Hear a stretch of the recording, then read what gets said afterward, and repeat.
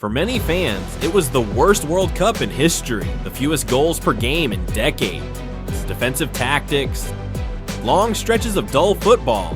The game had become so cautious that FIFA decided to step in. It was after this tournament that goalkeepers were banned from picking up back passes from their own defenders, and wins began to be rewarded with 3 points instead of 2. And yet, Italia 90 left behind something far more important than boring statistics.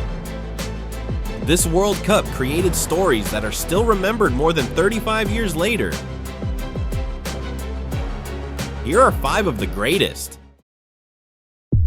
At number 5 is one of the most infamous incidents in World Cup history, the Netherlands versus West Germany. But this was no ordinary match. Just 2 years earlier, the Dutch had knocked the Germans out in the semifinals of Euro '88 on German soil. The rivalry between the two nations had been fierce for decades, fueled not only by football, but also by the difficult history between the two countries. The tension exploded in the 22nd minute. Frank Rijkaard brought down Rudy Völler with a heavy challenge and was shown a yellow card. The Dutchman was furious. He believed the German striker had exaggerated the contact. Moments later, something unbelievable happened. Rijkaard walked up to Völler and spat directly into his hair. The referee completely missed it. The emotions were boiling over.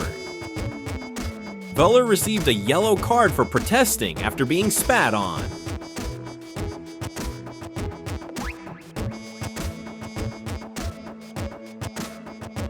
Just a minute later, after another confrontation inside the penalty area, the referee lost patience and sent both players off.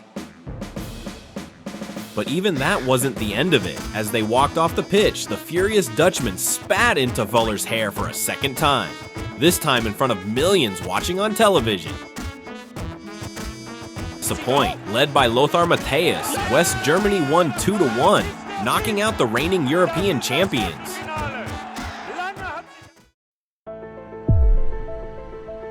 At number 4 is a man almost nobody had heard of before the tournament.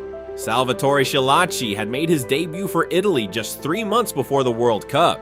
He had 1 international appearance to his name and 0 goals. Yet Italy's manager still included him in the squad. For many Italian fans, it came as a surprise, but an even bigger surprise was yet to come. In the opening match against Austria, Schillaci came on as a substitute. Just minutes later, he scored the winning goal.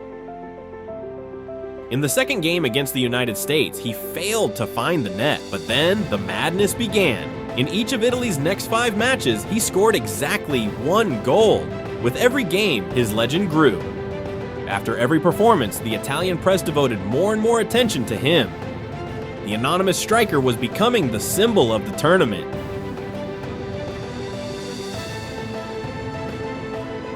And in the semi-final, he scored once again, this time against Argentina. Italy did not win the World Cup, but Schillaci finished as the tournament's top scorer with 6 goals.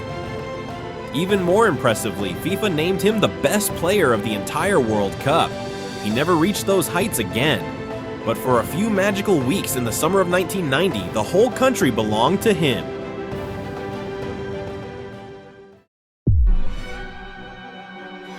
At number 3 is the team that went through the tournament looking as if nothing could stop them. While others experienced highs and lows, West Germany simply kept doing their job, winning game after game, without great drama, without shocking twists. They were simply better. At the heart of this German machine was Lothar Matthäus, the captain, the leader of the midfield, and one of the best players in the world. The team revolved around him. He scored goals, created chances, and dictated the rhythm of the game. While Schillaci was capturing the hearts of Italy and Maradona was captivating the world, Matthäus quietly guided his team towards its goal. West Germany knocked out the Netherlands, defeated England in the semi-finals, and in the final, they faced Diego Maradona's Argentina. It was not a great spectacle, but Germany did not care.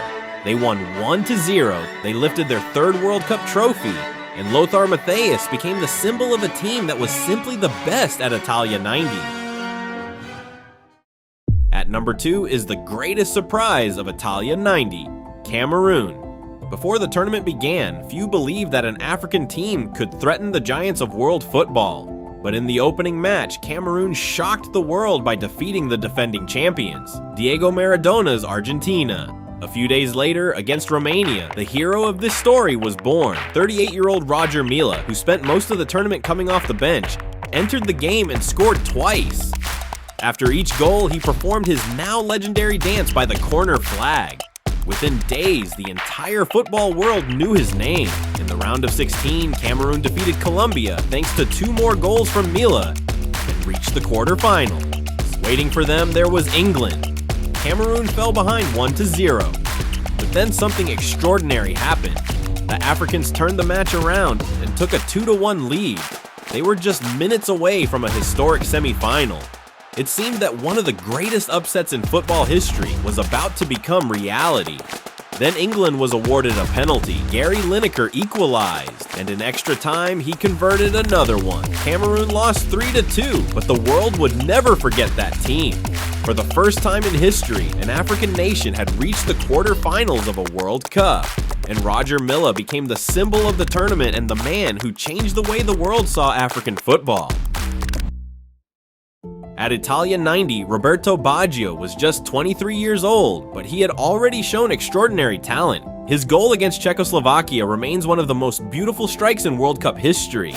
In the semi-final against West Germany, Paul Gascoigne was shown a yellow card that would have ruled him out of the final. Gary Lineker immediately signaled to the bench that his teammate was completely broken. Minutes later, England were knocked out on penalties, and a tearful Gascoigne became one of the defining images of Italia '90. Italy's goalkeeper Walter Zenga went 517 minutes without conceding a goal. It is a World Cup record that still stands today. In their first ever World Cup, Ireland reached the quarterfinals without winning a single match in normal time. At number 1 is the story of a man who challenged an entire country, Diego Maradona. Before the World Cup, he was adored throughout Italy, especially in Naples, where he had led Napoli to 2 league titles. Fate decided that the semi-final between Argentina and Italy would be played right there. A few days before the match, Maradona reminded the people of Naples that the rest of the country had looked down on them for years. Then he asked a simple question: do you only feel Italian when the national team is playing? The Italian media was outraged. For the first time, the biggest idol in Italian football had openly turned against the country that worshipped him. After a 1-1 draw, Argentina won on penalties and knocked the hosts out of their own World Cup. A few days later, Maradona walked out for the final in Rome as public enemy number 1. The cameras captured his fury. Argentina lost 1-0 to West Germany after a controversial penalty. In a matter of days, Maradona had gone from the hero of Naples to Italy's most hated man. A few months later, he was suspended for doping and left the country. It was the end of an era.